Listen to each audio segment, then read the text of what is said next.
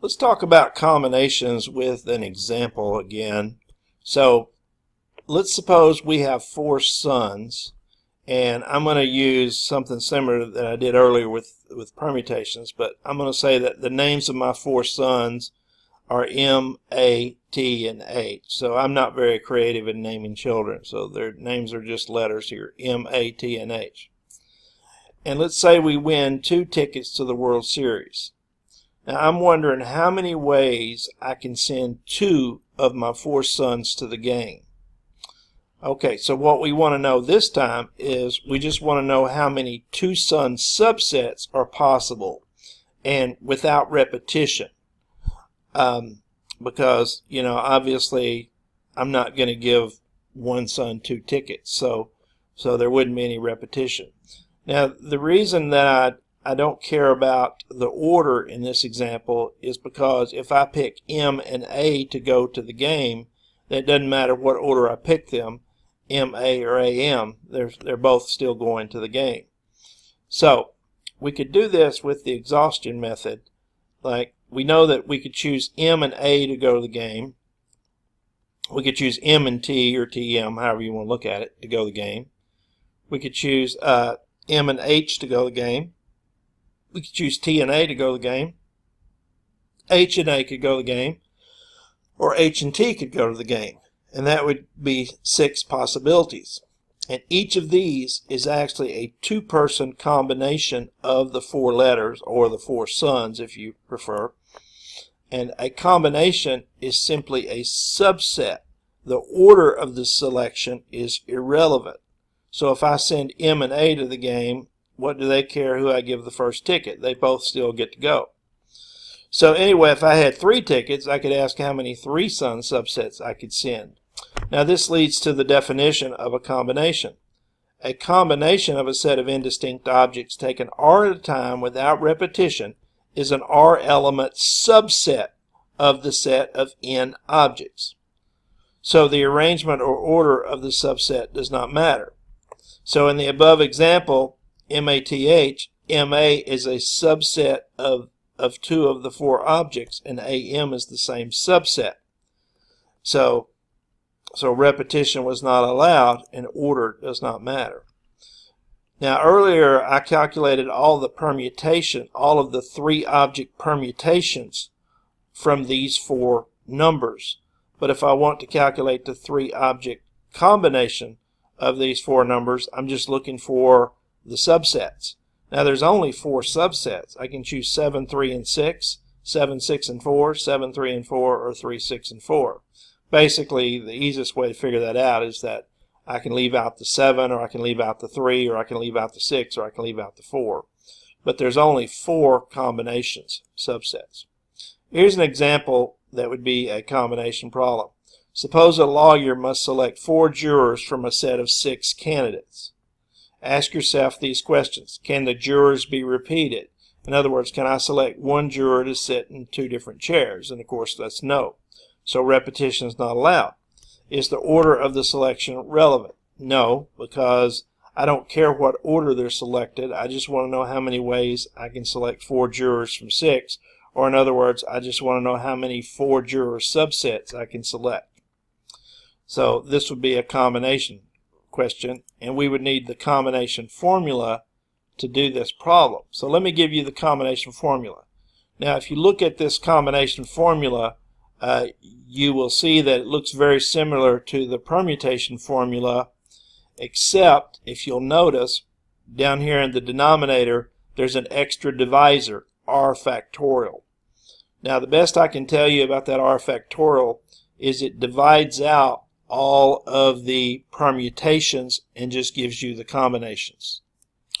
So using this formula in the juror selection example, we would do 6C4 because there's 6 total jurors and we're selecting 4. So we'd have 6 factorial over 6 minus 4 factorial and then divided by 4 factorial. And actually that would give me, I could rewrite 6 factorial as 6 times 5 times 4 factorial. Then that way I could cancel the 4 factorials here. And then I could have, I'd just have 30 divided by 2, which is 15. And so again, you can use the TI 83 or 84 to do these calculations, you know, so you don't have to do them by hand. Okay, so here are some examples of questions that lead to combination formulas. If you just ask the number of ways to select 3 people from a group of 10, like let's say you wanted to know the number of 3 people committees that you could form from 10 people, then you could do that with a combination, because if you're just choosing a group of 3 people like a committee, then the order doesn't matter. So you could do 10C3 and you get 120. Or if you, like, let's say you had a box of 15 items and you wanted to know how many groups of 5 you could select from that box of 15 items, you know, like 15 batteries or 15 light bulbs, you could do 15C5, and that turns out to be 3,003 total samples you could take. I like this one here. Let's say 5 people come together to visit for a holiday or something, and then everybody is leaving. Well, you know you got a hug. Everybody's got a hug. Well, this would be, to find out how many hugs would be needed, you could do this as a combination, because first of all, you're not going to have any repeats because a person's not going to hug themselves. And also the order of the hugs are not relevant, because if I hug you, that's the same as you hugging me. So basically you would have a total of 5 people, and you would want to know how many ways you could pair 2 people up to hug. So that would be 5 choose 2, which is 10. Now another way I like to think of this combination is, suppose instead of 5 people, suppose we had 5 teams, like 5 Little League baseball teams, and we had to have a round-robin tournament where each team played each other. Well, then again, you'd be doing the same thing. If you did 5C2, that would tell you how many games you'd have to schedule, because out of the 5 teams, how many ways could you pair 2 of the teams up against one another, and that would give you a total of 10 games that could be scheduled. So again, here's a couple more examples. How many ways can 3 runners be selected for the Olympics of a field of 5 contestants? So let's say you have 5 contestants on your team, but you can only choose 3 of them to go to the Olympics. In other words, they're all very equitable runners, and so you just have to make the hard decision to choose 3. Well, since the order doesn't matter here, this would be a combination of 5C3, and if you do it by hand, it'd be 5 factorial over 3 factorial times 2 factorial, and then you can do your little tricks in math to cancel the 3 factorials here and then get 20 over 2, which is 10. And then how many ways can 2 men be selected from a group of 8 to be on a committee? Well, this would just be 8C2. So 8C2 would be 8 factorial over 2 factorial over times 8 minus 2 factorial. So you'd have 8 factorial over 2 factorial, 6 factorial. And then you could write 8 factorial as 8 times 7 times 6 factorial. And then you could cancel the 6 factorials. And then you just have 8 times 7 divided by 2, which is 56 over 2, which is 28. Now there's also, again, special cases for combinations.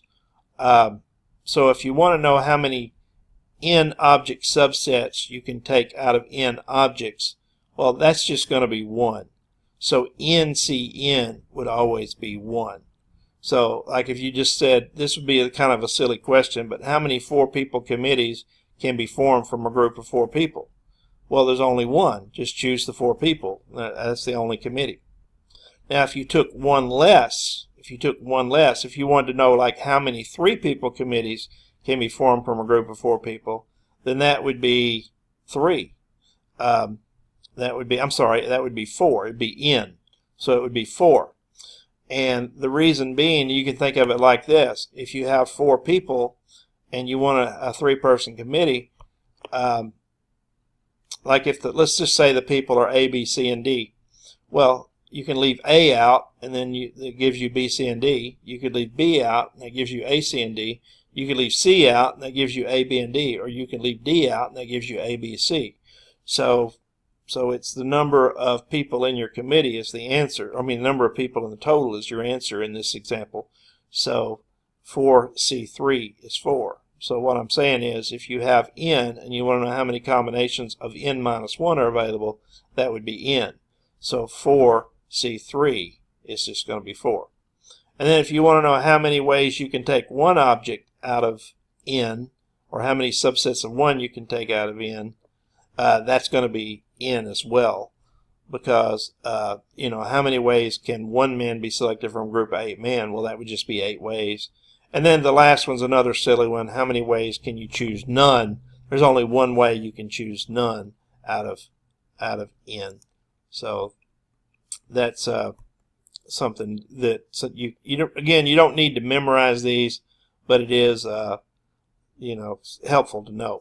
Now, these special cases are actually they can be shown using the formula. For instance, npn would actually be n factorial over n minus n factorial if you use the general permutation formula, and that would be n factorial over 0 factorial. And since we know 0 factorial is 1, we get n factorial over 1, which is just n factorial.